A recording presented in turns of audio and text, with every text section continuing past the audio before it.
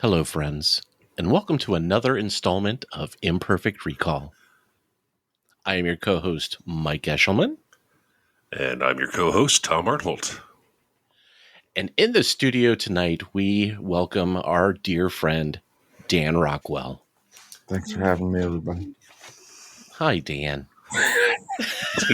It sounded just a little too copacetic or medical at the start there, but all right. You sound so serious. I know.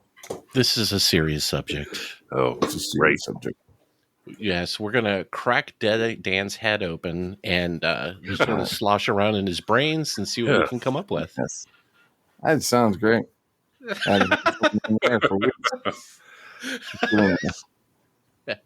So basically, the what we talked about last time was how sometimes our memories of our high school years and like our early 20s are not quite factual. And I think part of that is a defense mechanism that, we're trying to in our own way shelter some of those memories. But at the same time, back then you wore a lot of different masks to get along with people. So the goal of the show is to kind of bring people in and talk about that time period, sort of what you remember of like who you were back then compared to who you are now, and then we tell you how wrong you are, basically. Oh, okay. Nice. Wow. Yeah, it's hard to remember the freshman year. I think I just have freshman year was kind of a blur. I don't really remember that. I thought I was failing all my classes. Thought I was doing that. Really? Like, were you actually failing all your classes freshman year? No, I think I always felt like I was like fucking up English, or I don't know. I've sort of learned over time I'm a little dyslexic, and I didn't really know that back then. I don't know if that really had to do anything with it, but just added to my own insecurity. I didn't feel like I knew who I was until the clique really started to form, which was to me probably more our sort of sophomore and junior year was when our clique kind of got formed. But basically when we all got pushed in the same corner. I guess I don't know how it happened, but we all, you know what I mean. It was like I think we all met for like Smear the Queer, and then we were all like the same people on the wall going like, "Hey, it's us again," it's like that kind of thing.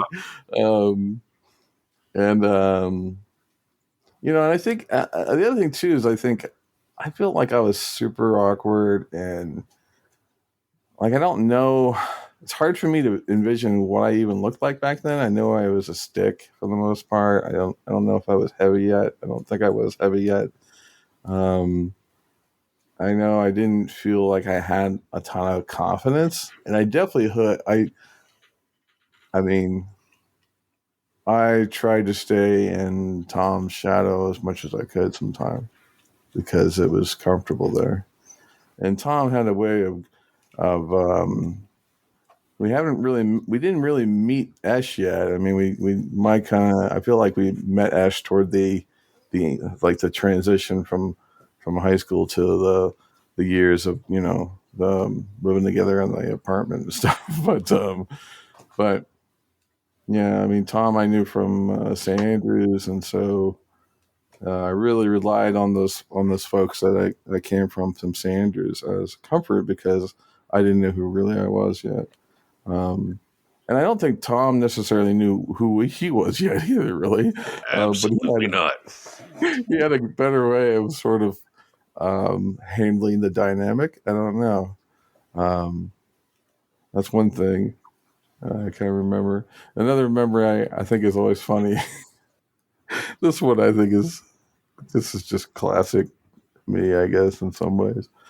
I remember being in the neighborhood and be hanging out with Tom, and I think there was Brett and Drew, and we're all hanging out. But there was a trend happening. Everybody was getting divorced. And there was a moment where I felt like, God damn it, I'm the only one in the neighborhood with parents who aren't divorced yet. I was jealous. like that classic moment where I was like, damn it, Mom, Dad, you guys got to break up so I can fit in, you know? But yeah, I don't feel like I really knew myself or was really confident in myself or like in my, like even in my own sort of humor. And I don't know, like I just felt like I was the complete oddity really until I got into the theater. And then that was sort of like an oasis for me to sort of almost like be able to tell people like, guys, I'm not weird. I'm in the theater. They're like, oh, all right, he can pass. Okay, yeah. Right. I don't know if that's accurate, but that's one projection. So the two of you were friends when you were kids then? Or was it more in high school? No, we met in the second grade, I think it was. Yeah, second grade. Yeah, he was Steve Rogers, man. I think I was the robot or something. I don't know. That was maybe he my was the robot. We did a lot of stuff in the creek, and Tom's is the infamous. When I broke my jaw, I was going to his damn birthday party. Yeah. And but fourth grade? Yeah. Well, yeah, fourth or fifth grade. All I know is I got the Atari 2800 out of that. I was like and a new bike. Remember taking that to West Virginia, and people thought I was the Antichrist, but yeah. But yeah. Interesting. So, yeah, and you're right. I didn't really hang out with you guys until like later in high school, probably like maybe junior year, definitely senior year, and then from 18 on, basically. Yeah. And yeah, when you and I moved in together in, I want to say like 1990. Does that sound about right? Yeah. And I, like you said, I didn't know you very well. It was more, we were all looking for a place to live, and it was supposed to be me, you, and Eblin. Do you remember that? Yeah, he bailed on us, and Fisher came in at the last second and saved our bacon and was the third for that apartment complex. Yeah. So I didn't know either of you, like, obviously at the level I do now, but I guess, like acquaintances, and we had friends in common, and that was close enough for me, you know? Yeah. Right. Yeah, I want to say like sophomore year, towards the end of sophomore year for some reason. But yeah, actually, now that I think about it, I don't know how you like Ash, like how you and I, like how we all got together. Like, where was the common thread? I want to say. Well, he was definitely there for My God, They're Geese and the amusement park. Yeah. Probably Egelhoff. He and I were friends forever. And the way the seating went, it was Eblin, Egelhoff, Eshelman. So I got to know Steve just from being in class with him, since they forced us all to sit alphabetically. And I think through them, I was introduced to you guys. And again, it's the same. I think Dan put it well that you kind of hid in Tom's shadow. I saw it as an opportunity. I'm like, fuck, these guys like actually get about 20% of my shit. So I'm going to stick around these guys. I can say whatever the fuck I want and nobody looks at me cross-eyed. Right. Yeah, Tom and I sort of had a knack of always like, I always felt like if there was a party or something was going on, at the very end of it, you know, like he and I would like run into each other, like, hey, you know, like we'd always be like, I always felt like there was just, we just were always in the same proximity of sort of a moment, typically a funny moment or a funny disaster kind of moment, like, oh shit, we're fucked. You know, we had so many moments like that growing up in the neighborhood, and and it was cool. And Fisher too, you know, and Fisher is somebody I got to really know most really through Tom. So and then, you know, Fisher kind of, you know, he was like the kid from Centennial, and that, you know, it was the oddity in the Waterson crowd, you know. He went to public school. Yeah. Yeah. But Fisher is somebody that I do have one. I have one regret with Fisher, as I lost in touch with him after Polos. You know, after he found the girl of his dreams, you know, he just I missed the guy. So I hope to catch up with him one day because I haven't really talked to him in like, I don't know, it seems like 15 years. Really? Yeah. Well, I mean, I'm not one to talk. Fuck. Tom and I, it was a decade that went by that we didn't talk to each other until that fateful Dylan concert where we reconnected. Right. Yeah. And Dan, I think you and I went through a period too where I hadn't seen you in years, and then I ran into you at that pool when I was taking my daughter for swim class. There's just this body floating in this water. I'm like, holy shit, is that guy dead? He's like, hey, Eshelman. Yeah. But sometimes you just kind of, I don't know. Sometimes you know people and then you don't. You know, it's just kind of there's nothing wrong with it or anything. It's just interesting. No, not at all. I mean, you can't. I don't think we would have been good for each other if we just stayed, cloistered together and didn't interact with the rest of the world. Like, here, let's just sit around and make each other laugh for 90 years and then die. Yeah. Yeah. I think, a 10-minute break and then, okay, yes, we'll do this until we're 90. But I feel like I didn't really come into my character in high school until, you guys started sort of, you started egging me on, and that was kind of nice, because, we wanted more, once I got my name Hatchet, I was like, okay, well, this all adds up, because I got this, I had that list of all the ways to kill yourself in my locker, and which is technically from a game. It was from a game called Top Secret, I was really big into role-playing games and all kinds of stuff back then. But I don't really know, like, what my outward persona is back then was. Like, if I was too quiet or was I too nerdy? Or, I don't know. I have no idea. Well, do you feel comfortable about yourself now? Oh, yeah. Okay. Yeah, and I think, if I could go back to those moments, I don't know if I would change anything per se, I guess, Right. Because a lot of those memories are, things that really helped define me, or at least help give me, just really learned a lot about sort of comedic timing. Learned a lot about just pure artistic expression, and you kind of picked whatever your means. Like, even though I didn't play an instrument, I felt like I played out my humor, or I played out my personality in whatever I was doing, because there was a kernel of me being accepted, and I also knew my place. I mean, I kind of, wasn't. It's not so much that the clique had a rank system or anything like that. It's just you just knew that you were part of something, and at the same time, you knew who you knew in that clique. You know what I mean? So, like, you knew you were a mutant, right? So you're part of the mutants, but you're not in the X-Men per se. A couple guys in the X-Men, but you're the one that What do you do? I just turn left. That's my power. That's it. But I didn't make it in the club or whatever. So I can sit really still. Yeah. Right. Yeah. So I think that was kind of interesting. And then I think when Ash, when I moved in with you and Fisher, that's when I started really kind of getting into the person that sort of I led into today. I think more so because I was pursuing all the creative stuff I wanted to do. Right.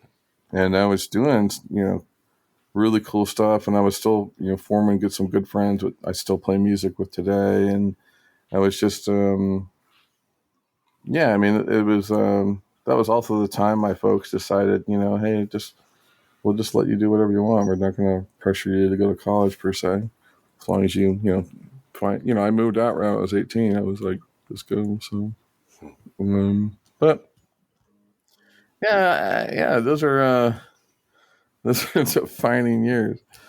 But I feel like I didn't really truly know who I was until I was 30. It was only when I was 30 I was like, oh, this is who I am. But so my 20s were kind of screwed up. But well, I think that's kind of what the 20s are for. Yeah. It's that whole decade of discovery of fucking up, and consequences, and then you know Yeah. coming back from it, getting back up, and then all of that shitstorm that you walk through kind of defines who you are. And by the time you're 30, I think it's like, okay, now I get it. All the bullshit has led to this sort of, this epiphany type moment, this clarity. I think that might come over you. That's like, okay, Yeah. that's why everything happened the way it did, and this is what I learned from it, and now all of these things have kind of helped define me. Yeah. Yeah. Totally. Yeah, that's a good way to put it. And Dan, I think it's interesting that you mentioned that house with you and with Fish and I. Yeah. I think that helped me also open up a little bit to who I actually was, and not just hide behind that jester costume that I sort of wore in my late teens and early 20s, because the three of us just didn't give a shit. Yeah. We could do anything we wanted, and you would know that we were so laid back, like we literally cannot piss each other off. We can just throw everything up against the wall and see what sticks. So it was a great time to explore yourself and find out, like, all right, this is completely socially unacceptable. I'll just stop doing that. But we had the freedom to express ourselves in any way, shape, or form, and to be completely free of judgment. Well, let me ask you this, Mike and Dan, since you guys live together. You guys weren't like close, and Fisher was kind of the odd man out too. I mean, the three of you were not like, you didn't go through all these years in high school together. There wasn't closeness. So when you all got together, I think there were no holds barred, and you guys didn't throw when you were sort of judging each other. It was honest, but not hurtful per se, or not. Right. It didn't come from a hurtful place. Yeah. No, and there was no shared history there. Yeah. I mean, between Dan and Fish there was, but between me and the other two guys there wasn't. Yeah. Steve was sort of the catalyst that pulled that group together. Mm-hmm. Yeah. And again, I forget what happened, whatever it was, but Fish swooped in last minute and was our third. But I mean, we had all of you guys in common. So anytime we threw a party, it wasn't like, well, my friends get this floor and my friends can go downstairs. We were inviting the same group of people. Mm-hmm. Right. And again, there were some ups and downs, but we got along great. I mean, we had so much fun there. We were different enough though, too. It was always kind of like, like I had that poster. It was like right above the stairs, and it was like, go downstairs. Trash just lives down there. It was Wes Craven's "People Under the Stairs" poster, wasn't it? Right. And it was. I remember shooting music videos down there with my friend. My friend Jeff and Andy would come over, and I mean, it was those were cool times. I mean, it was also, a lot of important seeds got laid down in those years. Those are the years where I got into the Japanese video games at the store and made the store a bunch of money. And then that's what led to, those were the years where I got the DUI, and I got my license taken away. And then for 6 months I was, couldn't drive. So I basically spent all my time at the computer store learning, new systems and software. And then that got me, into the video broadcasting. And then next thing I know, I'm moving to Texas, to go and work in the anime space. So there's a lot of things that got laid down in those years, which is good. I mean, that was sort of me stumbling through, kind of learning the trade of sort of who I am and what I was capable of. Right. Yeah. And it was just kind of clumsy. Well, yeah. And I think it goes back to, what you were saying, freshman year and all through high school, you just felt awkward.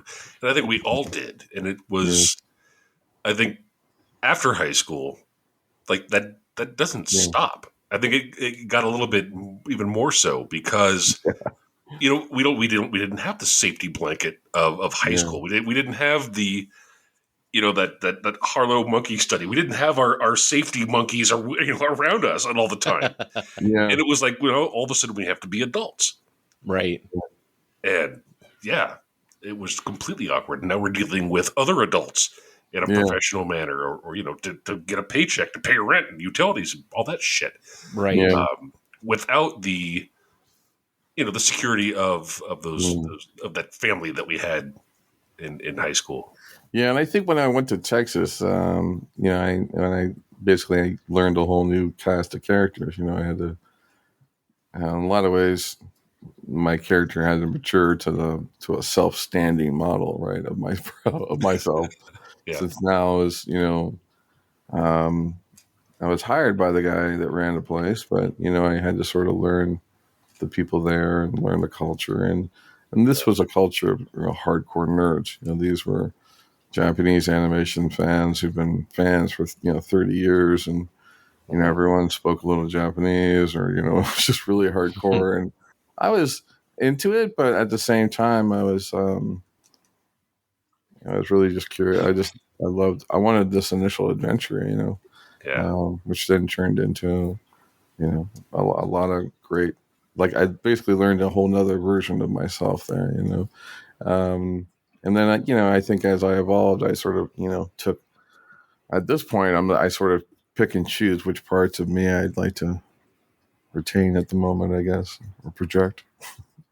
Now, looking back to like 15-year-old you, 16-year-old you, do Yeah. you think that those were the building blocks of who you are today? Or do you think that you had to define yourself in opposed to the Dan that you portrayed to the world when you were a teenager in your early 20s? Did you build off of it, or did you replace it, basically?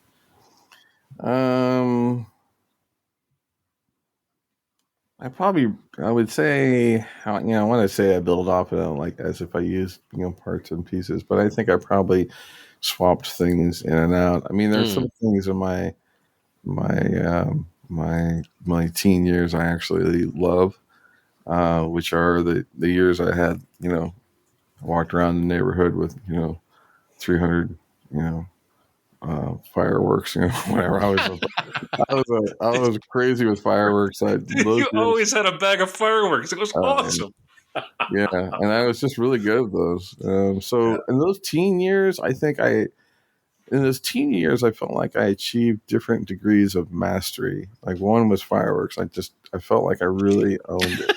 And I got into, like, it was funny, like when we graduated from Waterson and I started those couple of years where I was working at the computer store. I got into, like, actually making my own M80s, and I was fascinated with blowing up things underwater because I could see the seismic changes and stuff. Yeah. I was a little demented.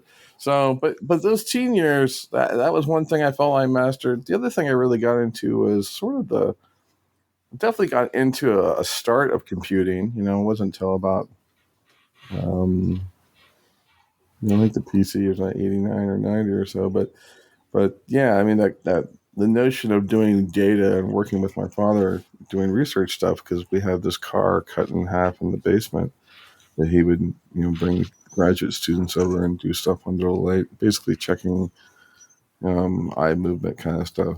So you were already sort of exposed to the trade of what the family was all about, which was like, your dad's a professor and he does research stuff, and you're like, I knew, like, I felt like I had like a little card that I carried that defined who I was. Like, hi, I'm a young Catholic boy and I'm going to Waterson. You have all these little stats and everything.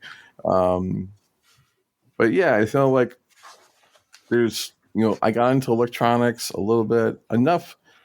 Basically, I got into, like, tinkering, or at least I got into this notion of tinkering. And I also got into this notion of taking things apart. Doing it through fireworks is one way, but I had a knack for taking things apart. My dad would always be like, "Oh God, I gave you a clock radio and you took it apart." And I was like, "Yeah, it's cool," and I was just fascinated with taking things apart. I wasn't really good about putting them back together, but I liked creating something new with them, which which is something I still do today with like collaging. So I do a lot of collaging for art and stuff that I love. And then that's another thing I did in my room growing up. I had a whole wall that I just collaged on. And it was a crazy wall, just whatever I was into at the time, between Japanese animation and Sega Genesis games, or whatever. It's just the whole wall was kind of crazy. Wow, that's actually kind of cool. I dig that. Yeah. Yeah, either psychotic or cool. Yeah, whatever you want to call it. Well, you weren't like, there weren't a lot of cats disappearing in your neighborhood or anything like that, were there? Okay, so you're all right. Yeah, it was. Those are also the years that I would, get bullied a lot in the pool. Remember those years? We used to get bullied by Steve Persing in the pool. Remember those? Those are the years there was a time there, like one summer, where Brett and I did so much destruction. It was unbelievable. We were so good at swing shots, and we were good at, the perfect bottle toss, like how far you can toss it so you make sure it breaks. We just, there were a lot of years there, probably, where I was just spending a lot of time in the creek. And just, my parents had that creek in the backyard. And yeah, I mean, there's a whole version of me. There's like, and actually in a lot of ways, there's like a whole lifetime of me, in those years, because of the creek and the adventures we would have, that we would just infinitely create. And Tom and I would create these crazy adventures where we were being chased by somebody, but we weren't. We were just really excited about the notion that if there was a bad guy coming over the hill right now, where would you run?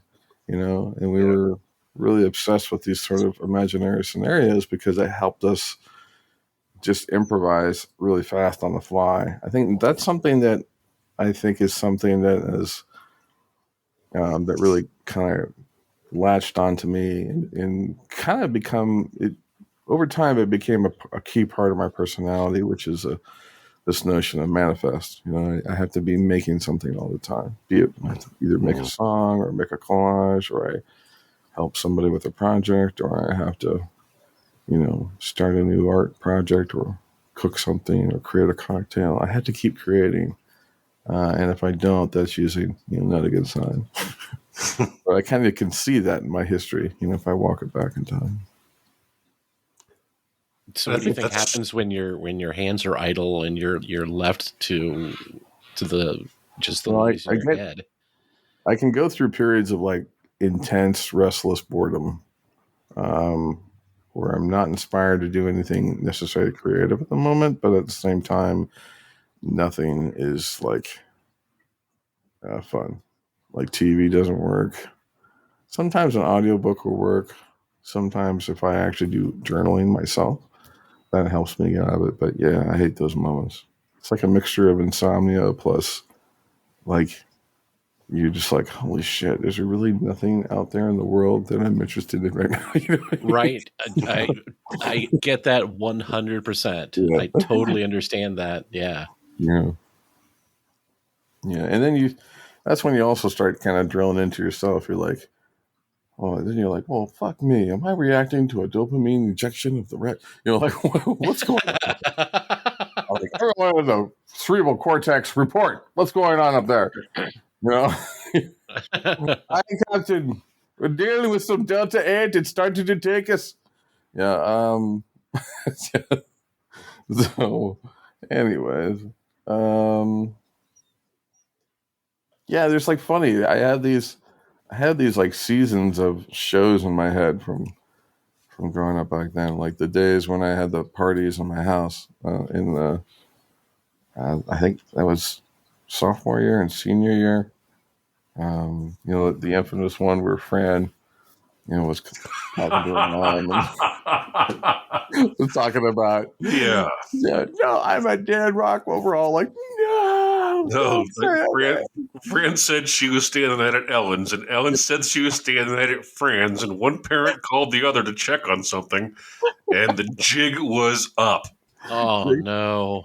It was the next. Luckily, it was the next morning. So we'd already had the party. Yeah, well, that was good. Just the aftermath was intensified by parental anger and angst. I remember one time my mom. This is probably. I don't know if this is the first party or the second party, but I remember we're downstairs, and Chris and I we were doing a great job together. We were like, no, we didn't party. Absolutely, Mom. We would never party. I'm never going to do something like that. And Mom's like, are you sure? You guys, you boys, you fool me sometime. Oh, Mom, we'd never do that. And she was cleaning up the shelves, and she like moved a book from just had to turn it because there's obviously something behind it. And she moved it, and there was like a whole bottle of Bacardi back there. I was like, well, of course, we always keep a bottle of Bacardi down here. You know that, right? I mean, it was like, oh, so screwed at that point.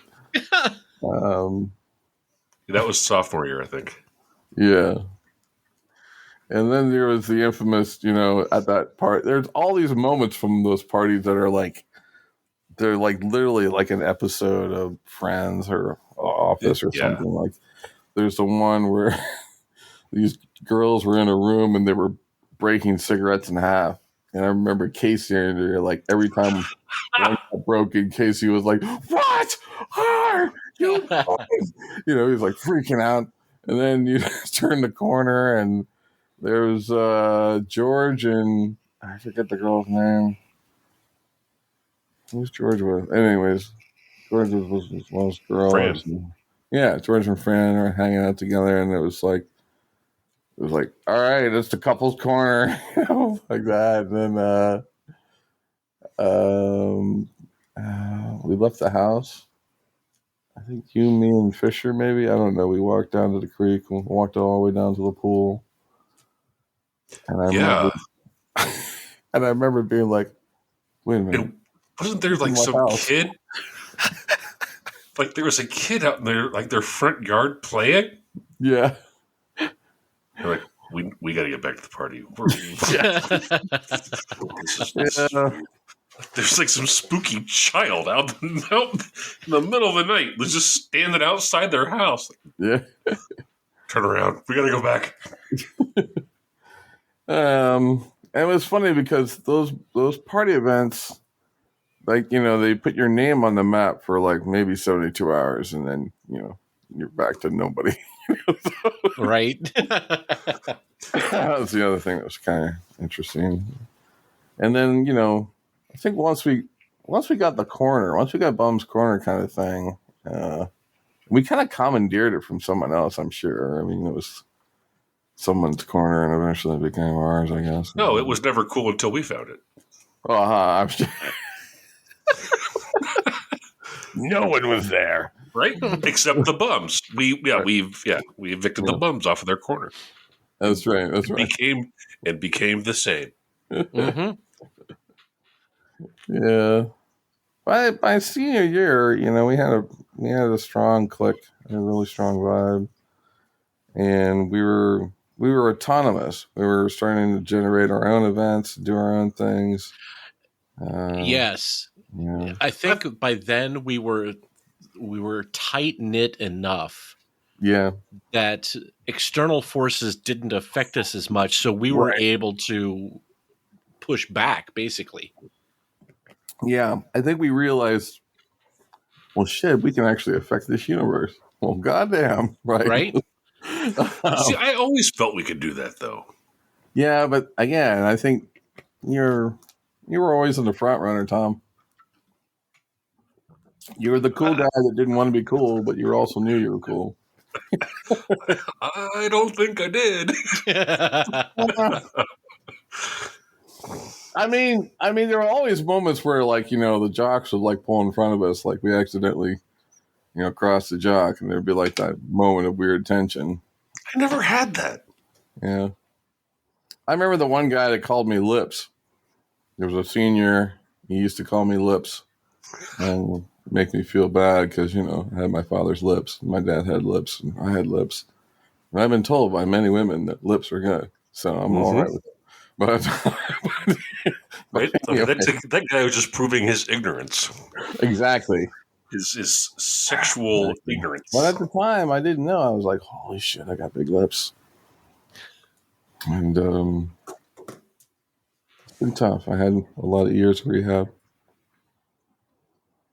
It's amazing how much power you give the negative influences in your life. I mean, you could have somebody the same day say, hey, you have big lips, or somebody says, hey, man, you have the most beautiful eyes. Yeah. And you wouldn't listen to that second person. You're like, you're an idiot. But by God, that that first insult's going to stick with you. Yeah. So I mean, yeah, we're all vulnerable at that age, but it saddens me to see, and it's happening to kids, since the dawn of time. Sure. That you're picked on, you're insulted, and that's the shit that sticks with you the longest. Yeah, that is kind of funny, those moments. I was telling my wife about prom. I was saying, I remember being in a theater, and I remember, people were getting picked or matched up, and I was like, we're laughing here at home because we were talking about that prom fear where you're like, oh shit, I got to get somebody for prom. All right, who's available? You like scan the room, and I forget the girl's name that I asked to. I thought she was a redhead. She worked in theater, and I think she was just as awkward as I was. So we were like a perfect awkward couple. And I remember picking her up in that station wagon. I remember her dad looking me over, like, better treat my lady right. I'm like, absolutely, sir. I'm completely terrified. I don't know what I'm doing right now. You know what I mean? I was just like straight up terrified. I did everything that I felt my father ever did for my mom. So, I'm like opening every door. Everything's you good? Okay, good, sweet. All right, sweet. Should I drop you off like valet and come back and get you? No, let's park the car and walk together. Okay, that makes more sense, Like, I don't know anything, right? And then it was, you gotta walk in and get your picture taken right away. Like you're getting ID'd, Yeah. Yep. You get that, and then dancing on the dance floor. And by the end of the evening, you're actually like, maybe you're relaxed enough to know what's going on. You know what I mean? It's like I just wasn't. I was just, and I just knew that I wanted to check. I wanted the check mark from prom more than I wanted to actually go to my prom. That's a good way to put it. Yeah. Wanted that check mark. And then I remember dating Anita. I'm trying to remember. She was like a fiery Italian Spanish girl or something we had in one of our classes. And I remember I was dating her. I don't remember much about it other than she was like Italian, and she like told me every other day she was Italian. That's all I remember. Wasn't her name Anna? Yeah, that's it, Anna. Yeah. That's hilarious that Tom remembers better than you do. Well, yeah, I don't. I mean, honestly, I didn't know. I did not figure out women until I got to like 43. I did not get shit. I still have no idea, no clue. I remember asking my mom when I was like 25. Like, I was joking. I was in the kitchen one day. I was joking. I said, "Yeah, you guys really screwed up on us when it came to the birds and the bees." And I was giving her a hard time about it. And my mom was like, "Well, I thought your father covered that crap." And I'm like, "No, my dad's version of birds and the bees was be sure to take a shower with the dog." Like, what is that about? Like, all I know is that every time the dog got stuck in the creek, I had to take a shower with that damn thing. Why?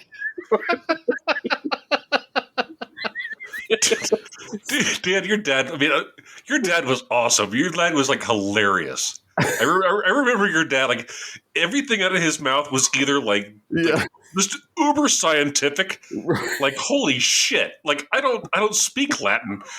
It was either like crazy scientific and very well, you see, this will happen. He would like go through like the whole process of the scientific method involved of wiping your ass. So it was either like uber scientific or like just completely just non sequitur. Like, well, obviously because fish don't have bones. Ice cream has no bones. Yeah. Wait, what?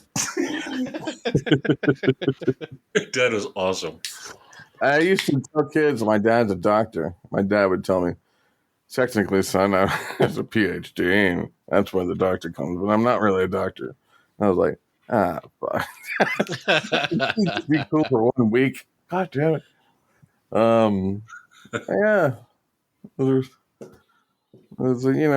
I think once I got into the clique, I felt like I had a higher calling, I think that's the other thing that's nice about high school is that you kind of, there was never a time where I really felt like I was thinking about me or like I was really thinking necessarily about me so much, other than I really wanted to belong to something. So I kind of latched on to the clique as as like a quest, and that's when I was, creating things like Mega Snot, or we were working on, the amusement park from hell. Yeah, amusement park from hell, or it's all. Hey, real quick though. Let me interrupt you. I hate that you consider it a clique. Well, I mean, because clique to me has an exclusionary connotation to it, and I don't think anybody was excluded, or we weren't. Well, I think we were excluded by our. We didn't exclude anyone, but at the same time, we gave off a pretty distinct aura that we were. That's true. You had to put up with the stink if you wanted to hang with us. Right. I mean, no. I mean, it's just like. An existential stink sort of thing. Yeah. Yeah. I think that, I felt like we were a good neutral zone. We were a really big neutral zone for a lot of people who wanted to go. At some point during all these episodes, I think Arnold called it the UN of high school. Yeah. Yeah. We had all these different groups that we were friends with. Right. And like you said, it was open to everybody. But I mean, now that Tom mentions it, I guess we probably looked terrifying from the outside. Like if you were just some kid that didn't know anybody and was trying to walk to High Street and you looked over at Bum's Corner and there are fucking 18 kids over there chain smoking, laughing at each other. Like, gas! I'll fucking walk around, I don't know. I don't think that we ever really had an intimidating aura or an aura of not really intimidation necessarily, but just strength in numbers. And we were the fact that we were so tight. If somebody wronged Casey, I think that's like 10 guys that would have been all over him, So it's not intimidating necessarily. It's just we were so tightly knit. Yeah, I agree that we were tightly knit, and the theater also helped give us a reason to sort of be tightly knit. We almost got a reinforced narrative of being together and being. Well, we had a mission. We had twice a year. Yep. We would spend weeks and weeks. Yep. Working towards a goal. Yeah. Which was cool, but I mean, the other months out of the school year, we still hung out. And granted, a bunch of us were in band and choir. Yeah, I mean, really, like the triple crown of geekdom. I mean, it was theater, band, and choir. I always felt like the band people, though, always a little bit more highbrow. Like, they thought themselves that too. I'm sure. They did. They're like, oh, Dan, You're one of the older models, aren't you? Yeah, I'm a version 6. Oh, sorry. We're on version 9 now. Shit. I'm out of the place. But if you steal this car, you can get the version 10. Not a problem. Right? Yeah, exactly. See, and I was blind to that because I was amongst them. I never saw that. Mm. No, and again, coming in from as an outsider, I wasn't involved in the theater or the band or choir or fucking anything in school, really. I never got that exclusionary vibe off of band people or theater people. You know, it's sort of, you didn't have to wear the sash on your arm to be part of the group. You know, they were sort of welcoming of everybody as far as I could tell, Yeah. you know, again, from my perspective. Yeah. I kind of felt like you and Tom Banks traded off on being the Hunter S. Thompson of the group.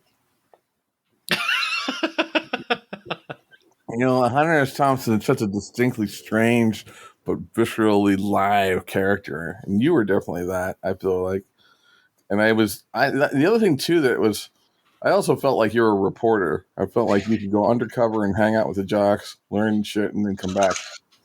I was like, how does he do that? We've talked about that too. That was a defense mechanism. You know, I found early that if you keep people laughing, if you keep people guessing, and they have no idea what you're going to do next, they can't really knock you down. You know. Yeah, but there's a talent. There's a talent I think that you have, Mike. That you are intuitive when it comes to reading people. I think that again, that's probably something you honed during those years. Because absolutely. In order to make that joke land, you have to know what makes what they think is funny. Yes, absolutely. And that's a foreign audience to you. That life skill has saved my bacon more times than I can count, because I can talk to, you know, the minimum wage workers at a company and get them to do what I need them to do, and then turn around and go bark at the CEO because I'm not getting what I want. You know, it's this. It's not even an innate ability. It's something that I had to learn to keep from getting my ass kicked growing up, like tiny and fucking weird. You know, you learned, like, all right, I'm 8 feet away from this guy. What's going to keep his hand open and not clench a fist? And you just pick up a scent off of people, and you can tell exactly what it is that they want to hear to get them to do what you want them to do, or not do. Yeah. Yeah.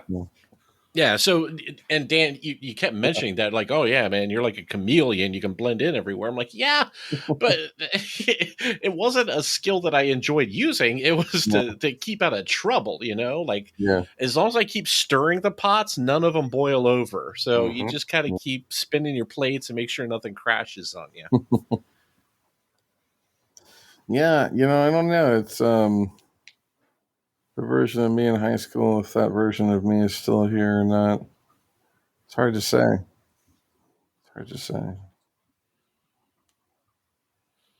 Part of me says no. That's fair. I mean, and again, some of the skills required to get through high school aren't necessarily things that you need later in your life. Yeah. Yeah. So one question I have for you, though, now that you know kind of what we do when we dig in here and talk to people, is there somebody in particular you think we should get in the booth and do this with, or two, depending on how you look at it? The next victim is. You know, I think you should get somebody like Eric Susie or something like that. Yeah, that's a guy. Okay. Kind of cool, isn't he, in town? I think he'd be a good one.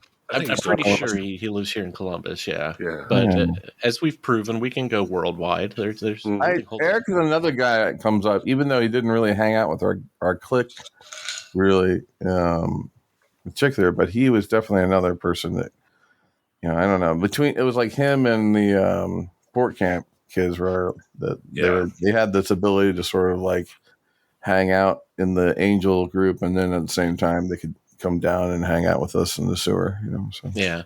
Did you guys go to school with Eric Susie, grade school? Yeah, St. Andrews.